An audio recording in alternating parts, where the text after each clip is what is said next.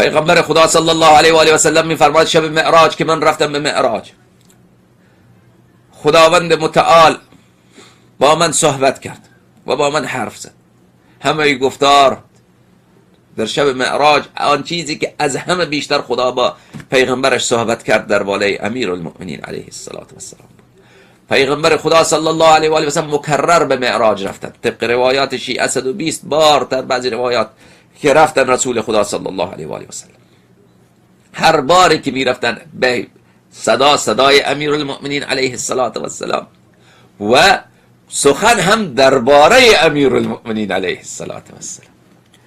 پس از این مسئله چی استنباط میکنید؟ خیلی واضح و روشن دوستان عزیز بیننده که هم سنت پیغمبر هم سنت خداوند متعال دعوت مردم به ولایت امیر المؤمنین علیه السلام و بیان مناقب او و بیان فضائل او و بیان منتهای او بر اهل اسلام و اهل قرآن.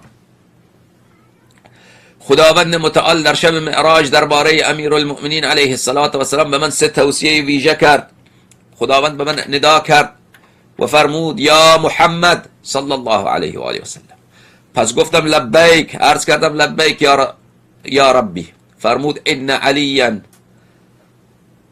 حبیب من بدان ان علیا امام المتقین و قائد الغر المحجلین و یعصوب المؤمنین. بدان که امیر المؤمنین علیه السلام امام متقین هست، قائد غر المحجلین هست. روز قیامت شیعیان امیر المؤمنین علیه السلام با چهرهای نورانی محشور می شوند، چهرهایشان نور میبارد.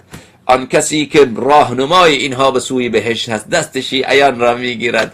جان عالم فدای نام تو یا امیر المؤمنین.